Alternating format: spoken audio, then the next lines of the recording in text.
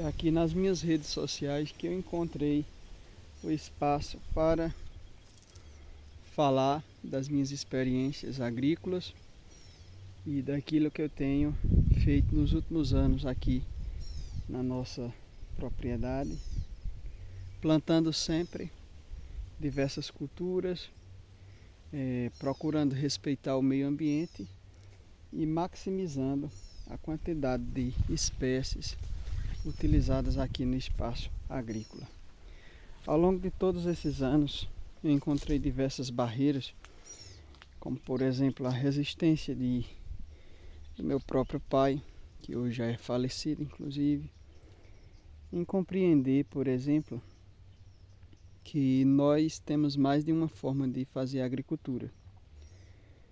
Eu não estou aqui condenando a memória dele porque eu seria um tanto injusto se eu exigisse dele o conhecimento que eu adquiri por meios outros que ele não teve acesso. Portanto, eu não, ao dizer que ele foi uma das resistências, não estou dizendo aqui que ele era, vamos dizer assim, um inimigo do sistema agroflorestal. Até porque nos últimos anos o meu pai, ele sempre via que aquela história que começou quase como uma brincadeira estava ganhando uma dimensão bem superior à que ele imaginava que tomaria. A pequena área do nosso terreno que foi destinada à primeira parte da agrofloresta começava agora a se espalhar e tomar outros espaços do terreno, de modo que já não era mais aquela brincadeira de criança de dizer que ia deixar uma área para plantar frutíferas, mas tinha algo mais. Esse algo mais era justamente esse anseio de plantar e de ver as plantas ajudando umas às outras. Esse é o sentido do sistema agroflorestal. Este é o sentido do agroecossistema. Se nós chegarmos em uma formação vegetativa, seja ela da caatinga, da Mata Atlântica, da floresta amazônica, dos pampas, do cerrado ou de outros biomas não brasileiros, e nós formos analisar, não existe apenas uma única espécie de planta ali coexistindo. E portanto o agroecossistema ele visa procurar reproduzir esses processos que acontecem naturalmente, como por exemplo a coexistência de diversas plantas em um mesmo espaço, cada uma delas com o seu próprio potencial, cada uma delas com a sua função. Então, a agrofloresta tem essa característica, mas também tem outra característica que é tentar trazer para o espaço, por exemplo, a árvore que cai e que se deteriora, e essa deterioração gera a liberação de nutrientes no solo, a folha que vai cobrindo o chão, de modo a, além de preservar a água que cai da chuva, essa folha ela vai servir de alimentos para micro-organismos que vão sintetizar nutrientes que de novo serão ciclados e utilizados pelas outras plantas em produção. Então são muitos os fatores assim que compõem essa complexa harmonia da agrofloresta. Eu particularmente venho compreendendo que os desafios são muito grandes. Inclusive, a gente esperava vamos dizer assim, uma parceria, sobretudo daquelas instituições que a gente espera, ou melhor, que tem como missão priorizar a preservação ambiental, né? Mas não é isso que a gente percebe, né? Então, durante todo esse tempo, a minha agrofloresta está aqui, em nossa região, e não obtém, assim, como é que eu posso dizer, não temos ainda um espaço para expor as experiências aqui vivenciadas, as técnicas aqui desenvolvidas, aquilo que a gente vai observando, aquilo que a gente vai construindo enquanto agentes agroflorestores, né? Então eu não tenho tido esse acesso, né, a esses espaços.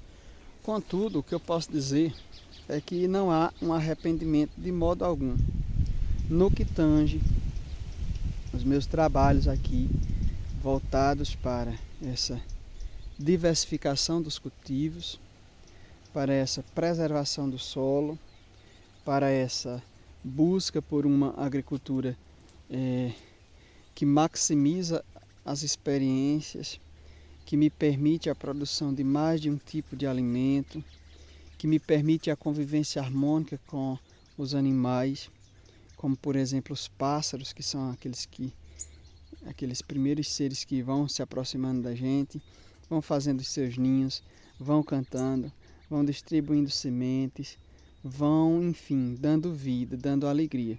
Os pássaros numa agrofloresta é como a criança, ou melhor, as crianças em uma casa. A alegria de uma casa costuma-se dizer que está nas crianças. Da mesma forma, a alegria de uma agrofloresta encontra-se nos pássaros, que cantam no amanhecer do dia, que cantam após uma chuva, que cantam nas vésperas de uma chuva, que nos vão fornecendo,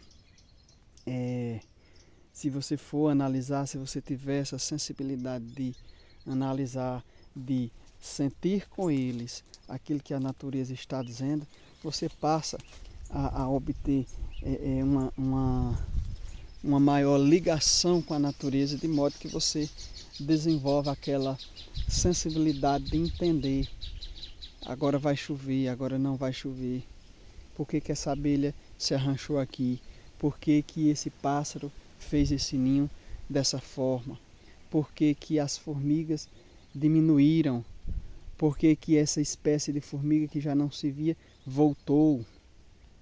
Entendem?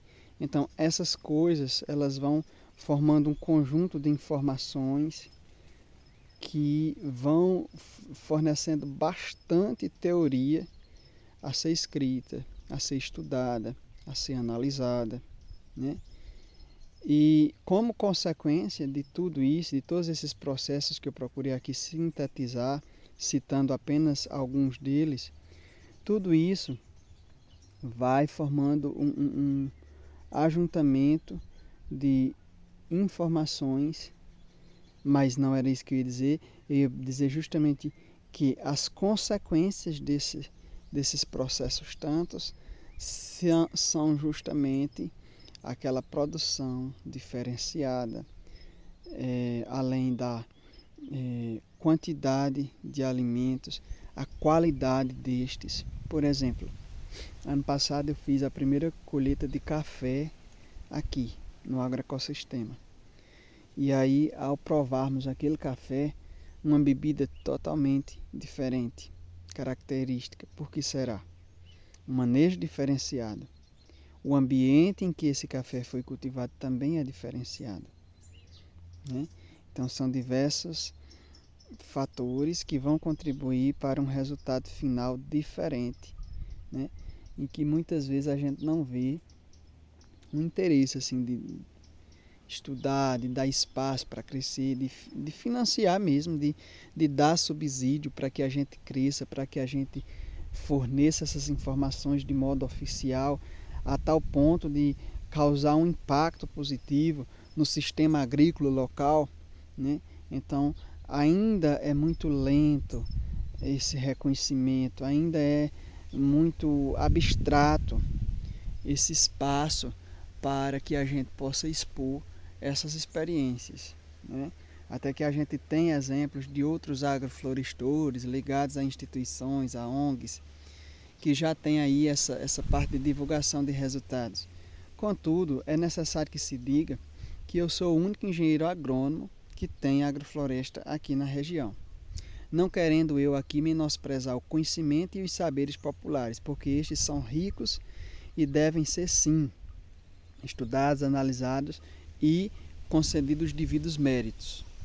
Mas o que eu quero dizer aqui é que para a academia, para o sistema, para o meio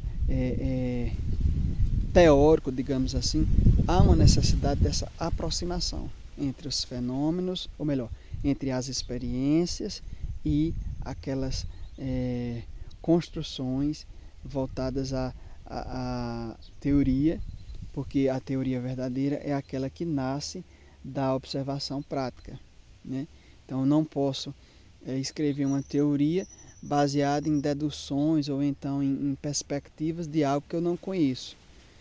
Mas quando eu já tenho a prática, quando eu já tenho analisado esses resultados, aí sim eu tenho subsídio, eu tenho material para escrever com acurácia e com uma certeza maior sobre aquilo que eu estou indagando, sobre aquilo que eu estou argumentando, sobre aquilo que eu estou defendendo.